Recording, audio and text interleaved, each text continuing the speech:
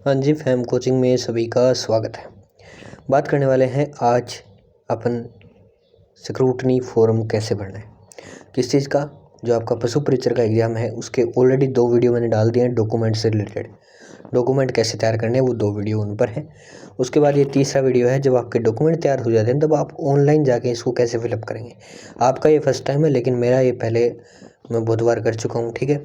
और देखो, ऐसा होता है कि अपन किसी स्टूडेंट का फॉर्म जब भरते हैं ना, तो मेरे को तो पशु परीक्षण वाला मेरे आसपास में कोई जानकारी मिला नहीं। तो ये एक थोड़ा सा मैंने किसी से जो है ये लेके रख रखा है, क्योंकि ये हमेशा चाहिए होता है मुझे, क्योंकि ज़रूरत पड़ती है इस चीज़ की। तो मैं आपको जो बता रहा हूँ सेम का सेम वैसे आप वाले में पोर्शन खुलेगा। बस फ़र्क इतना रहेगा कि आप वाले में लाइव चलेगा, मेरे वाले में स्क्रीनशॉट है। पर जो चीज़ मैं यहाँ पे दिखाऊंगा वही सेम आपको वहीं मिलेगी, कोई टेंशन लेने की ज़रूरत नहीं है। एक एक स्टेप बाय स्टेप बताऊंगा। 2 वीडियो पहले वो नहीं देखें तो वो देख लेना, डॉक्यूमेंट से रिलेटेड है, कोई इशू है तो बता देना। एक देखो, थोड़ा सा मैं इसमें इशू क्लियर कर देता हूँ पहले। एक जो आपका इनकम का इशू आ रहा है ना, कि इनकम मांगा नहीं है या मांगेंगे। तो देखो, इनकम एक तो 4 पेज वाला होता है, वो चलता है। और एक ये OBC और MBC और EWS के लिए लागू होता है, पहली बात तो। और दूसरी बात, 3 कैटेगरी लागू हो गया। उसके बाद दूसरी कंडीशन ये है कि इनकी आय अगर 2.5 लाख से कम है तो इनको देना है, वरना इनको भी नहीं देना, ठीक है। तो ये चीज़ ध्यान रखें।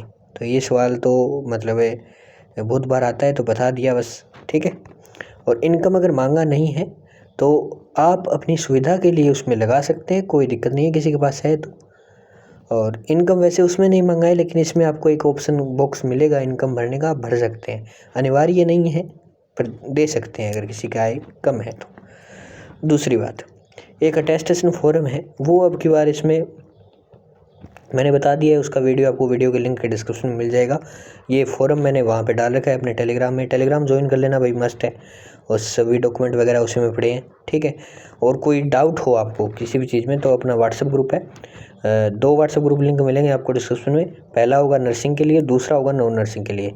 तो आप समझ गए, आप नॉन नर्सिंग में आते हैं तो दूसरा वाला ज्वाइन कीजिएगा, ठीक है। तो ज्वाइन कर लेना दोनों। अब मैं शुरुआत करता हूँ वीडियो की बिना किसी झिझक के। देखो, एक चीज़ पहले बता देता हूँ, ध्यान रखना। अपना एकमात्र ऐसा चैनल मिलेगा आपको यूट्यूब पे जो फॉर्म भरना बताएगा, पहली बात तो। क्योंकि ये ऑनलाइन DV स्टार्ट हुआ था मई जून में, ठीक है। आपको तो नहीं पता होगा, क्योंकि ये मैंने जो है मैं इस पे वीडियो बनाता आ रहा हूँ डॉक्यूमेंट वेरिफिकेशन पे। तो मैं बहुत भर्तियों का DV अब तक करवा चुका हूँ। तो मेरे हिसाब से एक एक चीज़ आपको परफेक्ट बताऊंगा। बस आपको एक तो वीडियो स्किप नहीं करना है। देखो, मैं ये नहीं कहता मुझे इससे कोई फ़ायदा होगा, मेरे जो ऐसा है कि 10-20 रुपये और आ जाएंगे फालतू, बस इतना फ़र्क पड़ेगा। पर ध्यान रखना कि एक एक स्टेप अगर सही से करोगे तो आपके भविष्य का सवाल है, गलत करोगे तो भी आपका भविष्य का सवाल है। मेरा इसमें कुछ नहीं बिगड़ने वाला, मैं पक पक करके ऐसे ही चला जाऊँगा। ओके, तो ध्यान से देखना, थोड़ा वीडियो लंबा होगा। तो यहाँ पर मैं शुरुआत करता हूँ वीडियो की। देखो, एक सब्सक्राइब जरूर कर लेना, ठीक है। इतनी देर बकूँगा कंठ सूख जाएंगे कसम से। तो सब्सक्राइब जरूर कर लेना, हक आ जाता है सब्सक्राइब करने से यार, बोलने का इतनी देर, ठीक है। देखो, अब जब आप अपनी SSO खोलोगे तो वहाँ पे आप जो आपका माई रिक्रूटमेंट पोर्टल है उसे ओपन करोगे। तो उसे ओपन करने के बाद आपके पास ऐसा कुछ सिस्टम आएगा। वहाँ पे आपका जो है एक पशु परीक्षर का यहाँ पे कुछ दिख जाएगा। वहाँ पे आपको एक सामने एक चीज़ लिखी होगी, डिटेल्ड फॉर्म कम स्क्रूटनी, जो यहाँ पे मेंशन है। एक बार मैं फिर इसको हाईलाइट करता हूँ। ये जो ऑप्शन है, इस ऑप्शन पे आप क्लिक करवाना। और दूसरी बात, आप ई-मित्रा से फॉर्म भरना, खुद मत भरना। खुद भरोगे तो गड़बड़ होगी। अगर मैं भरता, मैं लाइव भर के आपको दिखा देता, पर मेरे पास कोई स्टूडेंट है नहीं, ठीक है। तो यहाँ पे देखो, डिटेल्ड कम स्क्रूटनी फॉर्म, यहाँ पे पहला जो ऑप्शन है इस पर आपको क्लिक करना है। देन आप क्लिक करने के पश्चात जिस पोर्टल पर आएंगे वो बता देता हूँ। वो ये होगा, यहाँ पे आपको जो आपकी भर्ती है वो दिखेगी, ठीक है। इसमें आपको कोई छिड़कान नहीं करनी है। और एक आपको एक जो है एक पॉइंट आएगा हाईलाइट सा, आपको दिखाना चाहूँगा मैं, एक सेकंड को ना, ये रहा। तो ये इसमें आपको क्या करना है कि जब आप उसे ओपन करोगे ना, डिटेल्ड कम स्क्रूटनी फॉर्म को, तो ऐसी एक लिंक आएगी और ओके प्रेस करने का बटन आएगा। तो आपको पहले इस लिंक पर क्लिक करके, और इसमें एक फ़ाइल डाउनलोड होगी, वो फाइल डाउनलोड कर लेनी है। कुछ नहीं करना उसको छोड़ो, बैक आ जाना। फिर यहाँ पे जो ये दिया गया है बॉक्स खाली, इस बॉक्स पे आपको टिक करना है, फिर ओके करना है, तब आपका ये आगे हो जाएगा। ओके, देन आपको क्या करना है, फिर आपके पास ऐसे खुलेगा स्टेप फर्स्ट। अब देखो यहाँ पे कितने स्टेप हैं, 1 2 3 4 5 6 और 7 स्टेप यहाँ पे आपको मिलेंगे। ओके, तो ये 7 स्टेप जो हैं ये आपको फिलअप करने होंगे। जैसा मैंने पिछली वीडियो में बताया था 6-7 स्टेप होते हैं। सबसे बड़ा स्टेप आपको एक तो यहाँ पे मिलेंगे लमसम, और मेन कहानी स्टार्ट होगी यहाँ से, एक्सपीरियंस डिटेल से। यहाँ से आपको इतने मतलब पापड़ बेलने पड़ेंगे, पूछो मत। और ये जो इनक्लोजर वाला ऑप्शन है ना, ये सबसे हार्ड रहेगा। तो देखो बेसिक डिटेल में आपको क्या करना है, ये टेस्टेशन फॉर्म का है। अब टेस्टेशन फॉर्म का सोचना मत कि वो यहाँ पे भरना है, वो यहाँ पे नहीं भरना, वो यहाँ पे भरा जाएगा। यहाँ पे इसको दोबारा भरा जाएगा, वो देखना कैसे भरा जाएगा। बेसिक डिटेल वाला पहला ऑप्शन अपने पास रहेगा। एक चीज़ ध्यान रखना, अगर आप पहले को भर देते हो तो आप अगर दूसरे पे आ गए तो आप वापस इस पे नहीं जा सकते, स्विच नहीं हो सकता, ये ध्यान रखना। एक बार भर गया तो भर गया। तो जब भी आप एक पेज भर लो उसे आसानी से मतलब टाइम दे के, वक्त दे के उसे पढ़ो कि मैंने क्या क्या चीज़ भरी है, क्या नाम भरे हैं। क्योंकि मेरे पास बाद में इतने मैसेज आते हैं, पूछना मत, इतने कि सर ये गलत हो गया, देखा नहीं, उसने गलत कर दिया, ई मित्रा वाले ने ऐसा कर दिया। आपकी जिम्मेदारी है, ई मित्रा वाला भरता है उसे आप चेक करो। एक बार एक स्टेप भरा, उसको सेव करने से पहले आपको चेक करना है। अब देखो दूसरी बात, अब इसको भरना कैसे है, भरने की बात आती है। तो कुछ चीज़ें ऐसी होंगी जो आपके आवेदन फॉर्म से ली जाएगी, ठीक है। जैसे कि यहाँ पे देखो, इनमें अभ्यर्थी का रोल नंबर भरा है और आवेदन क्रमांक भरा है। ये जो ब्लैक बॉक्स है इसमें आपको कुछ नहीं करना है। ये जो आपका पद कोड है इसको आपको खाली रखना है, कुछ नहीं करना। और यहाँ पे पद का नाम अपने आप आ जाएगा, यहाँ पे आपका पूरा नाम वगैरह आ जाएगा। अब यहाँ पे जो आपको खाली बॉक्स दिख रहे हैं आपको उन में भरना है। तो अब तो यहाँ पे आपका पूरा नाम, ठीक है, आपका नाम आएगा हिंदी में, इंग्लिश में भरा हुआ मिलेगा। अगर आपका हिंदी में भरा हुआ मिलता है तो अच्छी बात है, नहीं तो आपको भरना होगा। पिता का नाम हिंदी में आपको भरना है, माता का नाम हिंदी में आपको भरना है। एक चीज़ ध्यान रखना, ये जो इसके अंदर जो कीबोर्ड निकलेगा स्पेशली वो हिंदी में ही होगा।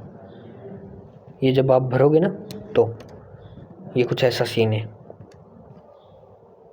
माता का नाम हो गया। उसके बाद देखो विवाह की तिथि आपको देनी है। अगर आप विवाहित होते हैं तो आपको यहाँ पे मेंशन करना पड़ेगा, वरना आपको कुछ नहीं करना। और ये आपका जो है ऑटोमेटिक भरा हुआ मिलेगा, आवेदन फॉर्म से ये डिटेल ली जाती है आपकी, ठीक है। बहुत सी डिटेल है वो आपको ले ली जाएगी पहले। ये पहले स्टेप में ही है, टेंशन मतलब आगे आपको भरनी पड़ेगी। अब यहाँ पे आते हैं 2 पॉइंट। क्या आप अनुसूचित क्षेत्र के निवासी हैं? अगर आप अनुसूचित क्षेत्र का मतलब है टीएसपी से हैं या नहीं है, तो यहाँ पे है तो हाँ लिखेंगे, वरना नहीं लिखेंगे। यानी एनटीएसपी में आते हैं तो आप यहाँ पे नहीं रहने देंगे। अनुसूचित क्षेत्र के निवासी है परंतु गैर अनुसूचित क्षेत्र के पद हेतु चयन चाहते हैं, यानी आप है तो टीएसपी से लेकिन आप चयन चाहते हैं एनटीएसपी में, तो यदि चाहते हैं तो हाँ करेंगे, नहीं चाहते तो नहीं रहने देंगे। और जो कुछ भी नहीं कर रहे, जो यहाँ पे नहीं कर रहे हैं, वो इसमें कुछ नहीं करेंगे। जिनको इस पॉइंट से भी कोई मतलब नहीं है वो यहाँ पे इस पॉइंट को ऐसे कैसे रखेंगे, कुछ नहीं करना, सिर्फ यहाँ पे नहीं करके छोड़ देना जो एनटीएसपी वाले हैं। और जो टीएसपी वाले हैं वो यहाँ पे हाँ करके छोड़ देना, ठीक है। बात ख़त्म। समझ आया ना एक पॉइंट? ना समझाए अपने कमेंट कर देना, जवाब सबको मिलेगा। अब यहाँ पे जो नेक्स्ट पॉइंट आता है वो आता है आपका संतान का। तो यदि आपके संतान की संख्या यहाँ पे 0 है तो आप 0 रखेंगे, यानी आप विवाहित हैं, मैं जो विवाहित हैं उनके संतान के चांसेस मिलेंगे। तो उनमें जितनी संतान है वो आप संख्या दर्शा दें, और जिनके नहीं हैं या मतलब अविवाहित हैं तो वो यहाँ पे 0 रखेंगे, ओके। अब बात आती है कि यदि आप यहाँ पे 2-3 वगैरह कुछ भरते हैं तो यहाँ पे ये जो आपके हैं ये कॉलम ओपन हो जाएंगे। आपको इन कॉलम में आपके जो बेटे या बेटी है उनकी डिटेल्स देनी होगी, यहाँ पे जन्म दिनांक देनी है, ओके। इतना क्लियर?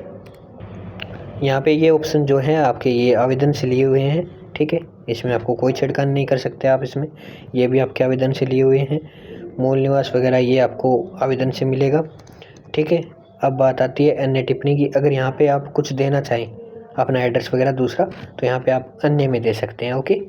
तो ये आपका अन्य टिप्पणी इसलिए दिया है। अब आते हैं अपन पूरे पे। ये देखो यहाँ पे अन्य टिप्पणी दी गई है ना मूल निवास में, ये इसीलिए दी गई है कि आप अगर कहीं और रहते हैं तो वो आप यहाँ पर स्थान भर सकते हैं। दूसरी बात आती है आपका जन्म स्थान। जन्म स्थान आपको यहाँ पे चूज़ कर लेना है, ठीक है। चूज होता है तो, अगर नहीं होता तो आप यहाँ पे मेंशन कर सकते हैं। वैसे आपके आवेदन से डिटेल ले ली जाएगी, जो नहीं ली जाती है वो चीज़ बता रहा हूँ मैं। एक एक चीज़ ध्यान से सुनना, पॉइंट यही रहेंगे, कुछ नहीं बदलेगा। अगर कोई पॉइंट आपका कट हो जाता है या ऑटोमेटिक ले लिया जाता है तो वो आप रहने देंगे, उसे छोड़ देंगे, आपको कुछ नहीं करना। जैसे मैं ये बता रहा हूँ कि जन्म स्थान, और हो सकता है आपका जो फॉर्म हो उसमें जन्म स्थान का ये पॉइंट ही काट दे, ऐसा होगा नहीं। अभी ये कटेगा वो आगे बताऊँगा, आगे एक पॉइंट ऐसा आएगा जिसमें कटने लायक हैं, तो वो कट सकते हैं अब की बार, तो उसमें आपको कोई छिड़कानी नहीं करनी, पर मैं आपको पॉइंट सारे बताऊँगा। देखो अब आता है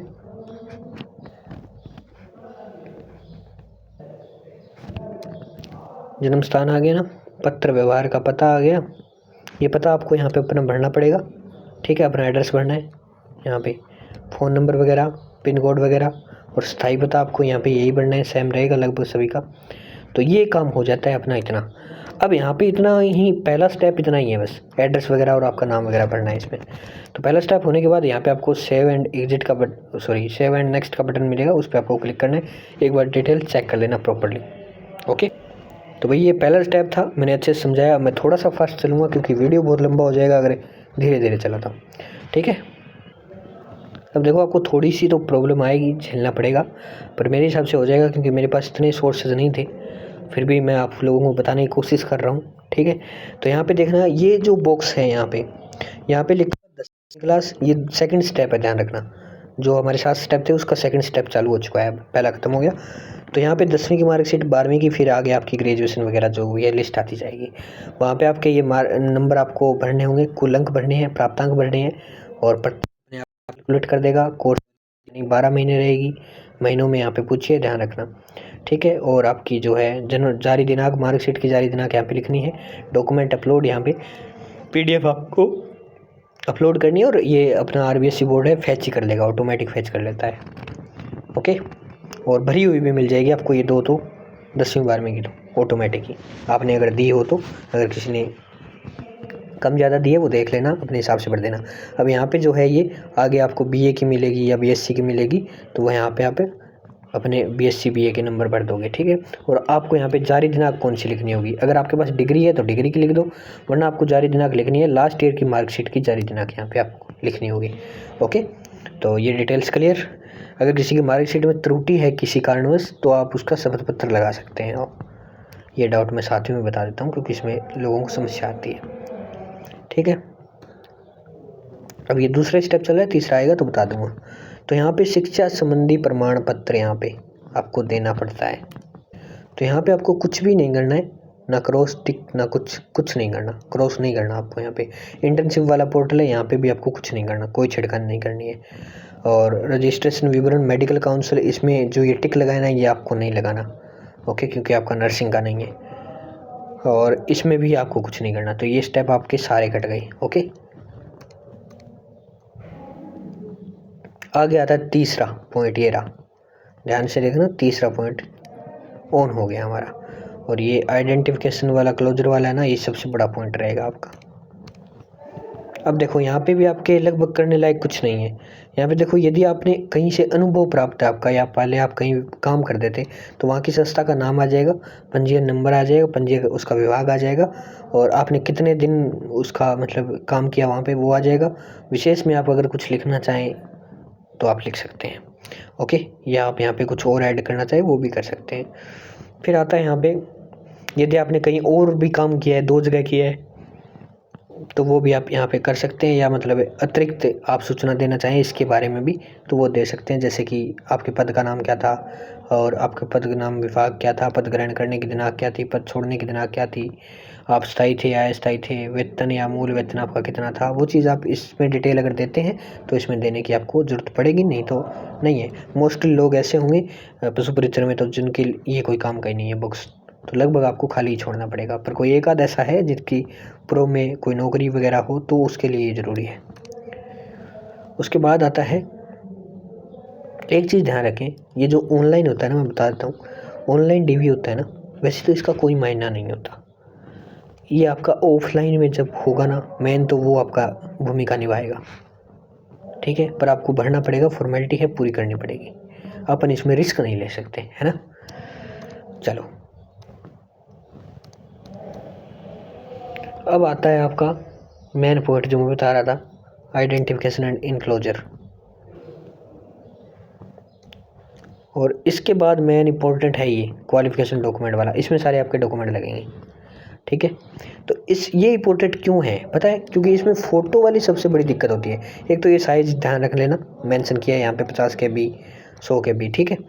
तो इसमें क्या है कि यहाँ पे फ़ोटोग्राफ है, यहाँ पे सिग्नेचर है। पहली बात तो गलती लोगों से ये होती है सिग्नेचर में फ़ोटो अपलोड कर देना, फ़ोटो में सिग्नेचर, ऐसी हो जाती है। दूसरी गलती ये होती है कि जो आपको फ़ोटो है वो बोलते हैं कि सर मैं कौन सा लगाऊँ। तो एक तो ध्यान रखना कि आप फ़ोटो लगाना लेटेस्ट, कोई दिक्कत नहीं है। अब आप मुझे बोलेंगे कि सर विज्ञप्ति में तो ऐसा मेंशन है कि फ़ोटो वही लगानी है जो हमने आवेदन फॉर्म में दी थी। तो जिसके पास वो है आप वो लगा दो, कोई दिक्कत नहीं है। जिसके पास वो नहीं है आप नहीं लगा दो, इसमें भी कोई दिक्कत नहीं है। क्योंकि जब आलोक राज जी थे ना, अभी पीछे जून की बात है 2024 की, जून जुलाई, तो यहाँ पे उन्होंने एक ट्वीट किया था और उसमें बताया था कि आप अगर फ़ोटो नहीं अपलोड करना चाहते हो नहीं अपलोड कर सकते हो, इससे कोई दिक्कत नहीं होगी, ठीक है। क्योंकि मैं इस पे काम करते हुए मुझे बहुत दिन हो गए, तो मुझे एक एक ट्वीट याद है उनका। तो ये चीज़ है। अब आती है बात एक्सपीरियंस डिटेल्स की, ये हो गया बता दिया, सॉरी। अब आता है एप्लीकेशन चेकलिस्ट, ये पॉइंट जो है आपका, हमने 4 पॉइंट क्लियर कर लिए हैं। एप्लीकेशन चेकलिस्ट की डिटेल्स आती है। अब ध्यान से देखना, ये थोड़ा इंपॉर्टेंट है, एक एक पॉइंट ध्यान से पढ़ेंगे हम। थोड़ा सा टाइम खाएगा, ये ज़्यादा नहीं खाएगा, बिल्कुल थोड़ा सा। देखो, अभ्यर्थी की अनिवार्य शैक्षणिक योग्यता विज्ञप्ति में निर्धारित योग्यता के सर्वथा अनुरूप है या उससे भिन्न या समकक्ष है। यानी यदि आपसे 12वीं मांगी गई है तो या तो आपने 12वीं की है या आपने 12वीं के समकक्ष कुछ किया है। तो आप यदि उसके समकक्ष कुछ किया है तो आप इस पर क्लिक करेंगे। यदि आपने मतलब 12वीं मांगी है और आपने 12वीं का रखी है, मतलब आपकी डिग्री सेम है जो मांगी है, तो आप सर्वथा अनुरूप रखेंगे। इतना क्लियर हो गया। दूसरा पॉइंट है बी, अभ्यर्थी ने आवेदन की अंतिम तिथि तक उसके जो योग्यता है निर्धारित, वो योग्यता आपने प्राप्त कर ली, यानी आपका रिजल्ट वगैरह आ चुका था आवेदन फॉर्म से पहले, तो आप इसकी अंतिम तिथि तक प्राप्त में टिक रहने देंगे, वरना आप नहीं आया था तो आप इस पर क्लिक करेंगे, ठीक है। यदि अभ्यर्थी द्वारा आवेदन के समय अनिवार्य शैक्षणिक योग्यता में उत्तीर्णता प्राप्त नहीं की गई थी तो क्या अभ्यर्थी आवेदन की तिथि तक उस परीक्षा में अंतिम वर्ष के पाठ्यक्रम की परीक्षा में सम्मिलित हो चुका था या नहीं। यानी मान लीजिए, ये आपको तब करना है कि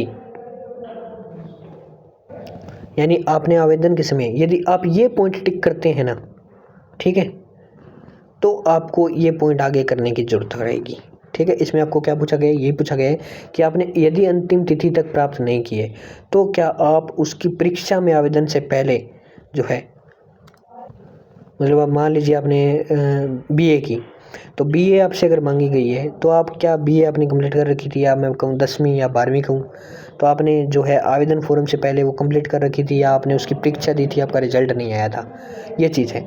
यदि आपने उससे पहले आप उसकी परीक्षा में बैठ चुके थे, ठीक है, तो आपको इसमें क्लिक रहने देना है, इसमें आपको कुछ नहीं करना, ठीक है। मोस्टली इस पर ही क्लिक होगा सबका। अब देखो, ये साक्षात्कार वाला है, इसमें आपको इसमें ही रखना है, इसमें प्रॉपर इसमें रखना है, इसको छेड़ना ही नहीं है, ठीक है। और केवल साक्षात्कार के इसमें भी आपको इस पे ही क्लियर करना है, इसको और नहीं छेड़ना है। तो ये 3 पॉइंट तो ऐसे कैसे रह जाएंगे, ठीक है। बाकी ये 2 पॉइंट है, ये थोड़ा सा ध्यान कर लेना। नेक्स्ट आ जाते हैं। तो हमने 4 कितने पॉइंट पढ़ लिए, हाँ जी।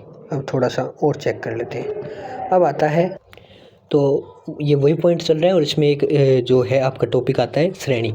तो इस श्रेणी में आपको क्या करना होगा, यहाँ पे आपको जो कास्ट वगैरह का है वो सिस्टम है। यहाँ पे देखो, ये इधर चला गया, अरे यार ये प्रॉब्लम बड़ी ज़्यादा होती है ना। देखो, पहला पॉइंट यहाँ पे है, ये व्यक्ति आवेदन व प्रवेश पत्र पर अंकित अपनी श्रेणी में है या उससे भिन्न श्रेणी में। जैसे आपने आवेदन में जैसे आपने EWS भरा था, तो क्या आप अभी भी EWS में है या भिन्न श्रेणी से, या आपने श्रेणी गलत भर दी थी, उस समय की जो आप हैं यहाँ पे चेंज कर सकते हैं कि आप उसी श्रेणी में है या भिन्न श्रेणी में है। तो ये आपके लिए एक फ़ायदा है। दूसरा पॉइंट आता है आपका, दूसरा पॉइंट यहाँ पे आएगा, यदि अभ्यर्थी आरक्षित श्रेणी का है, यानी आप OBC से या EWS से या SC ST से, ठीक है, इससे बिलोंग करते हैं, तो क्या वह आवेदन की तिथि से पूर्व अपनी आरक्षित श्रेणी में आ चुका था या उसके बाद सम्मिलित हुआ है। यानी आपने जो आवेदन करने से पहले है आपने ओबीसी सर्टिफिकेट बनवा लिया था या आपने बाद में बनवाया है, ये चीज़ पूछिए। तो आपने अगर पहले का था आपके पास आवेदन, जैसे मतलब एक बार भी पहले बना हुआ है ना, तो वो चीज़ यहाँ पे आवेदन से पूर्व आपको क्लिक रखनी है, इसमें नहीं करना, ध्यान रखना। अगर आपके पास पहले का है ही नहीं ओबीसी या ईडब्ल्यूएस, तो उस स्थिति में आपको ये करना है, ठीक है। कट बैठ गए, सब्सक्राइब कर लेना, बोलते बोलते ऐसा हाल है। यदि अभ्यर्थी आरक्षित श्रेणी का है, यार हो क्या रहा है, तो क्या उसने राजस्थान का मूल निवासी होने का साक्ष्य प्रस्तुत किया है, यानी फिर वही कहानी। मतलब ये बताया गया है इसमें कि यदि आप ओबीसी या ईडब्ल्यूएस वगैरह श्रेणी से आते हैं, तो क्या आपने साक्ष्य दिया है कि आप राजस्थान के मूल निवासी हैं, क्योंकि राजस्थान वालों के लिए ये आरक्षण लागू है, आपको पता है। तो उन्होंने ये चीज़ पूछी है, ठीक है, हो गया। अब इसके बाद आता है टीएसपी एरिया के निवास संबंधी, यानी टीएसपी क्षेत्र की भर्ती हेतु लागू है ये टीएसपी एरिया में। तो आपको यहाँ पे कुछ भी नहीं करना है, हाँ या ना, कुछ भी नहीं। यदि अभ्यर्थी आरक्षित श्रेणी का है किंतु उसका जन्म राज्य से बाहर हुआ है, तो उसने अपने राज्य में मूल राज्य से उसी आरक्षित श्रेणी का साक्ष्य होने का प्रस्तुत किया। जैसे कि मान लेते हैं कि एग्जाम्पल समझाता हूँ, जैसे कि क्वेश्चन है बाहर स्टेट का, एमपी का है कोई, उसने एग्ज़ाम दिया राजस्थान में, तो वो एमपी वाला अगर ओबीसी से आता है, उस प्रॉपर एमपी में ओबीसी से आता है, तो क्या उसने ओबीसी का सर्टिफिकेट दिया है या नहीं दिया, क्योंकि बाहर वालों को जनरल में कंसिडर किया जाता है। अब उनके पास दो ऑप्शन होते हैं, या तो आप अपना जाति दे सकते हैं, अगर नहीं भी देना चाहे तो उनको जनरल में रखा जाता है, और वो अगर देते भी हैं तो भी उनको जनरल में जाना होता है। तो ये यहाँ पे पूछा गया है। तो अगर आप देते हैं तो हाँ करेंगे, बाहर वालों के लिए है ये, वरना नहीं करेंगे। और जो अपने राजस्थान के, उनको इन दोनों में कुछ नहीं करना, ना हाँ ना ना। ओके, ये हो गया। अब नेक्स्ट पॉइंट पे चलो भाई। अब आता है अनुभव का। अनुभव वाला तो मैंने आपको वैसे ही बता दिया, आपके पास अनुभव नहीं होगा, आपको इस पर क्लिक कुछ नहीं करना, छोड़ना है इसको, ठीक है। फिर आता है अभ्यर्थी में विज्ञप्ति में निर्धारित तिथि को आयु क्या है। अब आपकी आयु पूछी गई है, ठीक है। जो आपकी यहाँ पे मेंशन होगी डेट, ध्यान रखना, यहाँ पे प्रॉपर मेंशन होगी, उसको कैलकुलेट करके यहाँ पे लिख देना। ओके, जो आपका डेट ऑफ बर्थ है वहाँ से यहाँ तक कैलकुलेट करके यहाँ लिख देना। फिर आता है विज्ञप्ति के अनुसार निर्धारित तिथि, यानी आपकी विज्ञप्ति में अधिकतम और मैक्सिमम और जो मिनिमम एज है वो कितनी है। जैसे नॉर्मल भर्तियों में अधिकतम एज 40 होती है और न्यूनतम 21 होती है, या 18 भी होती है। तो यहाँ पे अगर आपकी 18 है तो 18 से 40 करेंगे, या 45 है तो 45 करेंगे, वो आप देख लेना विज्ञप्ति में। ओके, सो यहाँ पे अब बात आती है नेक्स्ट पॉइंट की। ये बहुत बड़ा पॉइंट है, ये अभी ख़त्म नहीं हुआ है। देखो, अब आयु सीमा में छूट है। नेक्स्ट पॉइंट आता है अपना टॉपिक, आयु सीमा में छूट। अगर कोई व्यक्ति आयु सीमा में छूट चाहता है तो उसके लिए यहाँ पर लगभग 16 वर्ग मिलेंगे शायद। ये यहाँ पे पॉइंट जो स्टार्ट हो रहे हैं ये शायद 16 हैं या 14 हैं, कुछ ऐसे हैं, देखते हैं। तो यहाँ पे आपको अलग अलग पॉइंट दिया गया है। अब आपको अपनी कैटेगरी इसमें से चूज करनी होगी कि आप किस कैटेगरी के अनुसार लेना चाहते हैं। तो अगर मान लीजिए कोई जर्नल की महिला है तो उसको 5 वर्ष की जैसे छूट है, तो आप इसमें टिक करेंगे। यदि आप किसी अनुसूचित जाति या जनजाति पिछड़े वर्ग की महिला हैं तो आपको 10 साल की एज लिमिट की छूट है, तो आप इसमें टिक करेंगे।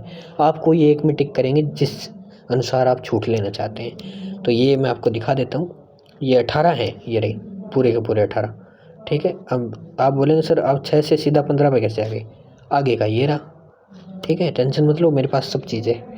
6 से 15 ये है, 15 से फिर 18 ये है, और 1 से 6 ये रहा, ठीक है, सारे हैं ना। इसमें आपको देख लीजिए कि भूतपूर्व सैनिक है तो आपको अधिकतम आयु सीमा आपकी 50 वर्ष हो सकती है, यहाँ पे आप क्लिक कर सकते हैं। अब आता है भाई सबसे बड़ा पॉइंट, क्वालिफिकेशन डॉक्यूमेंट वाला, और ये सबसे बड़ा है और मतलब ज़रूरी भी है। अब यहाँ पे जो मेरे पास है वो सोर्सेज का थोड़ा सा अभाव रहेगा, क्योंकि इसमें जो पॉइंट है वो थोड़े से कम रहेंगे शायद, बाकी लगभग मिल जाएंगे। यहाँ पे उपाधि प्रमाण पत्र है। एक चीज़ ध्यान रखना, जो आप यहाँ पे 10वीं और 12वीं की मार्कशीट अपलोड करने जा रहे हैं वो थोड़ी सी आप जो है गौर करेंगे, मैं बताना चाह रहा हूँ। यहाँ पे लिखा होगा सब हस्ताक्षरित फोटो कॉपी प्रति, ठीक है। तो आपको भाई फ़ोटो कॉपी लगाने की कोई ज़रूरत नहीं है, आपको ओरिजिनल यहाँ पे पुट करना है, ध्यान रखना। दूसरी बात, पता नहीं क्या निकल रहा है यार। थोड़ा सा लाइक सब्सक्राइब करना, जान में जान सी आ जाएगी।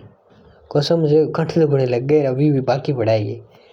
देखो बहुत बड़ा फॉर्म है यार। मैं इस पे वीडियो मतलब एक इंसान इस पे कितनी बार वीडियो बना सकता है, मैं इस पे कम से कम 10 से 15 बार वीडियो बना चुका हूँ, ठीक है। और वही वो चीज़ आती है सामने रोज़ की रोज़। चलो करते हैं, आप लाइक सब्सक्राइब कर लेना और टेलीग्राम और व्हाट्सएप ज्वाइन कर लेना, बस इतनी खुशी मेरे लिए बहुत है। देखो पहला पॉइंट आता है उपाधि प्रमाण पत्र, यानी अब ये उपाधि क्या है सर। उपाधि पहली बात तो है यहाँ पे डिग्री लगेगी। मार्कशीट वगैरह आप याद करना इसमें अपलोड करके आ चुके हैं क्वालिफिकेशन डिटेल्स में, जहाँ पर आपसे मार्कशीट मांगी गई थी, तो मार्कशीट तो आपको यहाँ पे पुट करनी है। बाकी जो उनकी डिग्री और जो अपना बच गया, जैसे 10वीं 12वीं है तो उनको तो वही चीज़ रहेगी, वही आप इसमें पुट करेंगे दोनों में, ठीक है। 10वीं और 12वीं, और वही चीज़ आप इसमें पुट करेंगे और वही इसमें पुट करेंगे। मतलब इसमें तो 10वीं 12वीं दोनों सेम रहेगा। जिसकी डिग्री है उसके लिए बता रहा हूँ। डिग्री है उसमें आपको क्या करना है, जैसे आपकी बीए की डिग्री है तो 3rd नंबर पॉइंट बीए या बीएससी का है या बीकॉम का है, तो यहाँ पे आपको सिर्फ डिग्री अपलोड करनी है। यहाँ पे सिर्फ डिग्री, आप मार्कशीट आपको अपलोड करनी है इस वाले पॉइंट में जो आपने पहले किए थे। अगर किसी ने बाई चांस मान लीजिए सब कुछ पहले ही जो है वहाँ पे ही अपलोड कर दिया तो भी कोई दिक्कत नहीं है, आप इसमें दोबारा अपलोड कर दोगे तो भी कोई दिक्कत नहीं है। तो आप ये घबराना मत कि सर उसमें हो गया इसमें नहीं, बस कॉलम ध्यान रखना, सब चीज़ अपलोड कर दोगे फिर भी कोई दिक्कत नहीं है।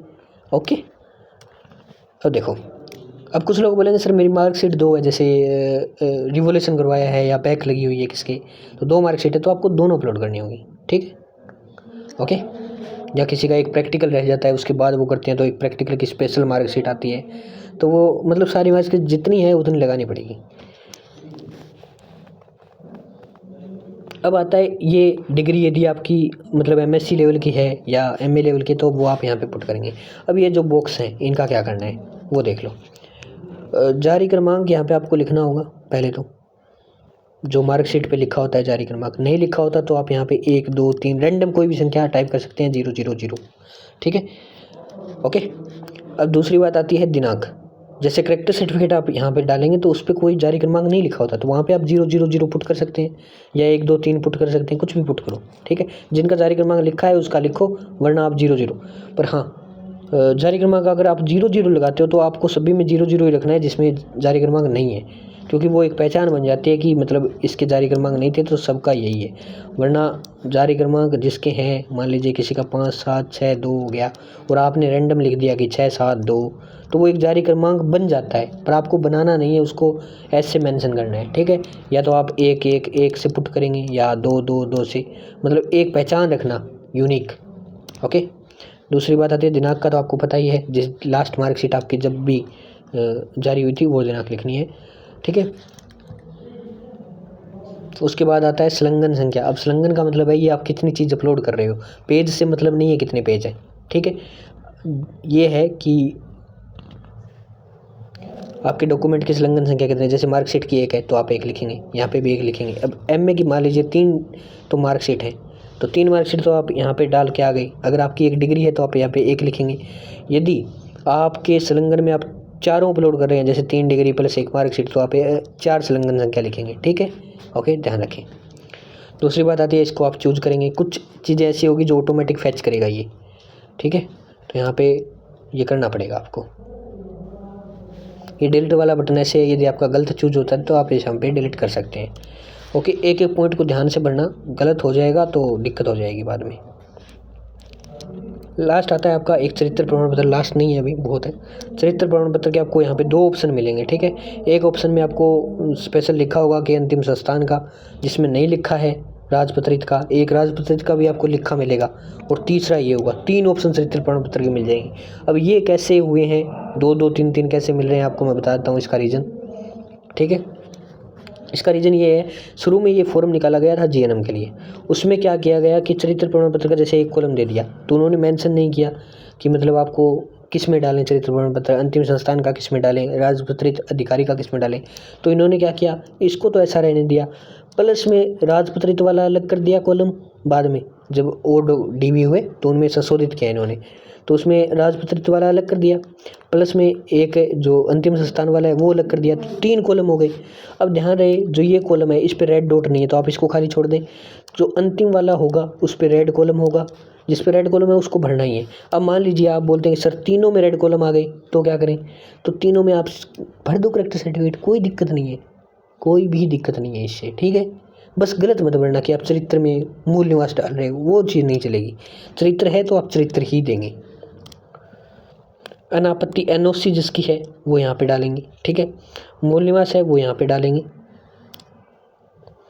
8 नंबर यहाँ पे आता है, यहाँ पे जाति प्रमाण पत्र, अगर आपको दिख रहा होगा सही से या नहीं दिख रहा, थोड़ा सा जाति प्रमाण पत्र है यहाँ पे, ये रहा, इसी को निकाल लेते हैं। जाति प्रमाण पत्र यहाँ पे आपको देना होगा, और जाति का जो आपका है शपथ पत्र वो अलग से आपको पॉइंट मिलेगा, ये रहा, ठीक है। जाति का अगर कोई किसी का शपथ पत्र बनाए तो वो आप यहाँ पे डालेंगे। तो ये दोनों पॉइंट क्लियर हो गए जाति वाले।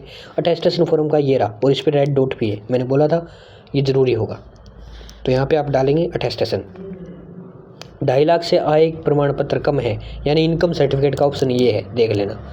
यहाँ पे इनकम सर्टिफिकेट डालेंगे, आप वाले में है या नहीं है, नहीं होगा, होगा ज़रूर होगा। यहाँ पे ये नेसेसरी नहीं है, ध्यान रखना, जिसके 2.5 लाख से कम है। पहली बात तो ये SC ST के लिए लागू नहीं होता ये रूल इनकम वाला, तो आपको तो टेंशन लेने की जरूरत नहीं है।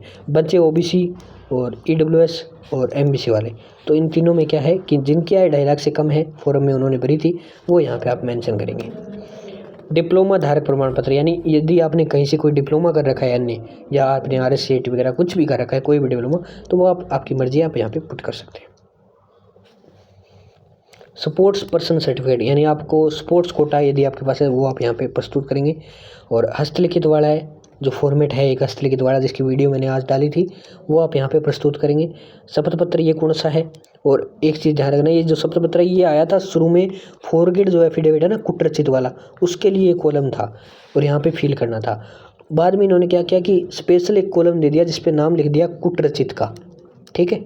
तो उस पर क्या करना है, कुटरचित वाला है ना, उसमें भी आपको फॉरगेट वाला यही डालना है सेम का सेम, और इसमें भी आपको यही डालना है। रेड डॉट है, ध्यान रखना, आप इसको स्किप नहीं कर सकते। आप बोलेंगे सर 2 पॉइंट हो गए, अब क्या करें, कौन सा डालें इसमें, तो फॉरगेट वाले ही डालने हैं दोनों में, ठीक है, डाल देना। और अन्य प्रमाण पत्र 16 नंबर कॉलम है यहाँ पे 16। अब यहाँ पे छूट क्या रहा है आपको पता है, मैं बता देता हूँ। जो आपके अभी संविधान में संविधान है और विकल्प है, धूम्रपान है, हेल्थ सर्टिफिकेट, ये सभी जो जारी हुए हैं उनके भी कॉलम यही मिलेंगे आपको। ये 20 से 21 से 22 कॉलम मिलेंगे, ठीक है। मेरे पास वो संशोधित वाला स्क्रीनशॉट नहीं है, वरना मैं दिखा देता। तो उसमें आपको यही करना है, संविधान के सामने संविधान का, धूम्रपान के सामने धूम्रपान का, और वो विकल्प पत्र जो आपका है उसके सामने विकल्प पत्र, और जो भी आपका बचता है डॉक्यूमेंट, जैसे एक बच गया जो तलाकशुदा और विधवा महिला, उनके जो सर्टिफिकेट्स होते हैं उनका भी आपको एक अलग कॉलम मिलेगा। तो ये कॉलम मैंने भरने बता दिए। अब इतना दिमाग आप में ही होगा यार, 12वीं कर रखी है तो इतना तो कर ही लोगे। अब फिर भी कोई डाउट आए आप मुझे स्क्रीनशॉट भेज देना, पूछ लेना, कोई दिक्कत नहीं है, बेझिझक पूछना, ठीक है। और अपना ग्रुप है ना व्हाट्सअप, वो डाउट सॉल्विंग के लिए ही है, ठीक है। अब देखो, अब आता है अपना लास्ट पॉइंट, इसको आप सबमिट कर देना ध्यान से, कोई इशू आए तो मुझसे पूछ लेना। और अटेस्टेशन फॉर्म का लास्ट पॉइंट आता है बिल्कुल।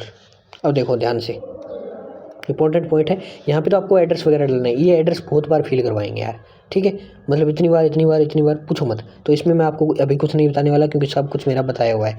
एड्रेस डालना है अपना, ये तो आप अपने आप ही डाल दोगे। अब डालना है आगे, लास्ट पॉइंट क्या है।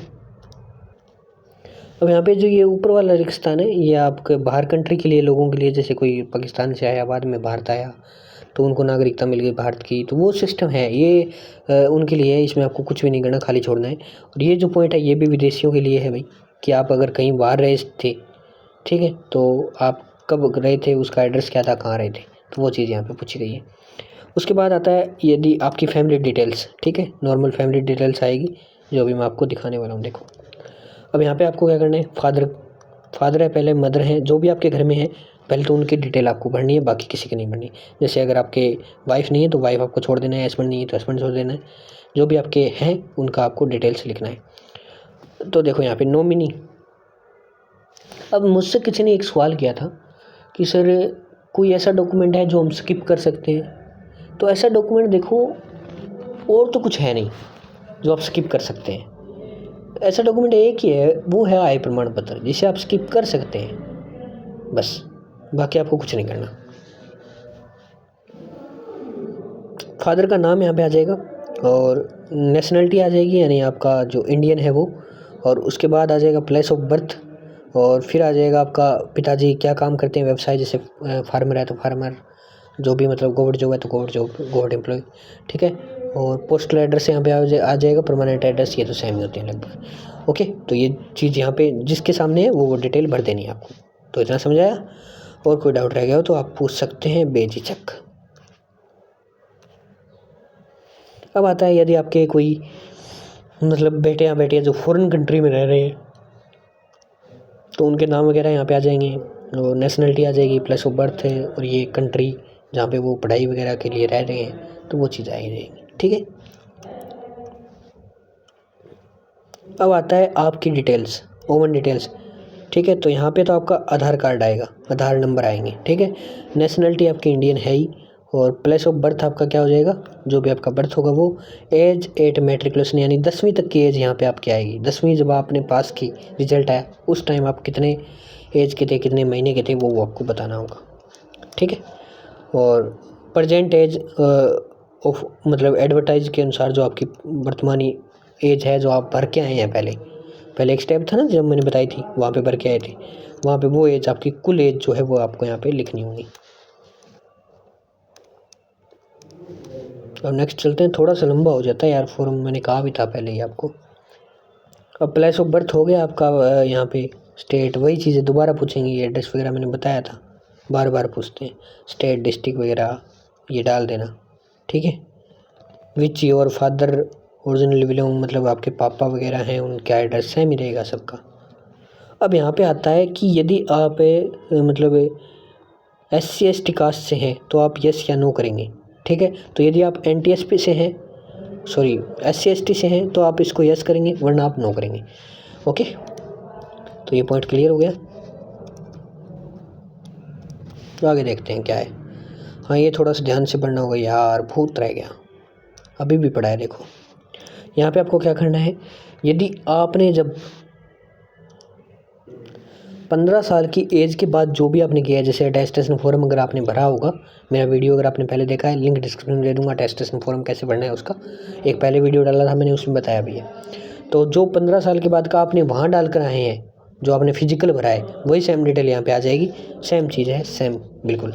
फिर भी मैं एक बार बता देता हूँ, जैसे स्कूल का नाम आ जाएगा, जैसे आपने मतलब 15 साल के बाद आपने, लोग 12वीं करेंगे लगभग 15 साल के बाद, तो यहाँ पे मान लीजिए 12वीं आ गई, फिर किसी ने 11वीं कर रखी है तो 11वीं भर सकते हो। इसमें यहाँ पे 4 कॉलम है यार, इतनी आपकी क्वालिफिकेशन होगी नहीं 4, तो जिसकी अगर 4 से ज़्यादा क्वालिफिकेशन है तो वो 11वीं स्किप कर सकता है, ठीक है। तो यहाँ पे सीधा 12वीं लिख सकते हैं आप, वरना 11वीं लिख सकते हैं। फिर आपका जहाँ से आपने की थी कॉलेज, स्कूल का नाम, फिर आपके डिस्ट्रिक्ट जहाँ पे वो स्कूल कहाँ है उसका एड्रेस देना है, फिर पिन कोड देना है उस स्कूल का, फिर आपने कब प्रवेश लिया था। अब ये जो प्रवेश है ना, किसी को याद नहीं होता, तो आपको यहाँ पे सीधा सन डालनी है, ये डेट मेंशन नहीं करनी है, सीधा सन डालनी है। अब इतना तो आपको पता है मार्कशीट में, जैसे आपने 2018 में अगर 10वीं की है तो आपको पता होगा कि 2017 से मैंने एडमिशन लिया और 2018 में पास आउट कर ली, तो यहाँ पे 2017 लिख दो, यहाँ पे 18 लिख दो, बस। एग्जामिनेशन पास्ड में आपको पास लिखना है, ठीक है। सेम प्रोसेस रहेगा ऐसे ही डिग्री में और सब में। फिर आता है यदि आप कोई गवर्नमेंट एम्प्लॉय हैं तो आपके लिए ये चीज़ पूछी गई, तो आपको यहाँ पे कुछ भी नहीं करना है। अब ये कोर्ट केस वालों के लिए, अगर किसी पे कोर्ट केस चल रहा है तो इसको आपको कुछ भी नहीं करना है, इसको ऐसे ही रहने देना है, ठीक है। ये कोर्ट वालों के लिए, कोर्ट केस वालों के लिए। अब आता है लास्ट अंतिम पॉइंट, इसके बाद आपका फॉर्म सबमिट हो जाएगा। तो यहाँ पे आपको ट्रेनिंग इंस्टीट्यूशन अदरवाइज क्या लिखा है, हाँ ये वही ऑप्शन है, ये लास्ट वाला जो ये है ना लास्ट, ये ऑप्शन है वहाँ पे, यहाँ पे दिख रहा है, कंफ्यूज मत होना, यहाँ पे ऊपर दिख रहा है ये वाला। तो इसमें आपको कुछ भी नहीं करना है, कोई छिड़कान नहीं करनी है, ठीक है। अब यहाँ पे 2 पर्सन के नाम लिखने हैं, और 2 पर्सन कौन से होंगे, जो आपका अटेस्टेशन फॉर्म जो आपने ऑफलाइन भरा है ना फिजिकली, उस अटेस्टेशन फॉर्म में क्या होता है 2 पर्सन के साइन करवाने होते हैं, वही 2 पर्सन के नाम यहाँ पे आ जाएंगे, वो आपके साक्ष्य होते हैं, ठीक है।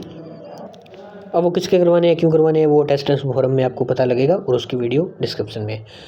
तो ये हो गया आपका फॉर्म भरने का काम। देखो मैंने सब कुछ बताया, कोई फिर भी कुछ रह जाए, कुछ छूट जाए तो आप मुझसे संपर्क कर सकते हैं। ओके। और किसी चीज़ के अगर आपको 2 कॉलम मिले तो आप दोनों में सेम चीज़ डालें। दहेज धूम्रपान का अगर किसी को लगता है कि मतलब दहेज धूम्रपान का लगभग एक ही जो है कॉलम मिलता है दहेज और धूम्रपान का, पर अपने पास सर्टिफिकेट अलग अलग है, तो आपको क्या करना होगा, दहेज और धूम्रपान का अगर अलग अलग कॉलम है तो आपको दहेज और धूम्रपान की एक पीडीएफ बना के दोनों की और उसमें डाल देनी, कोई इशू नहीं है। इतना कॉमन सेंस लगाना, बिल्कुल आराम से फिलअप करना शांति से। ओके, हमारी कोई हेल्प चाहिए हम तैयार हैं। तब तक के लिए जय हिंद जय भारत, सब्सक्राइब जरूर कर देना। ओके, मिलते हैं नेक्स्ट वीडियो में, और ग्रुप वगैरह ज्वाइन कर लेना, ठीक है।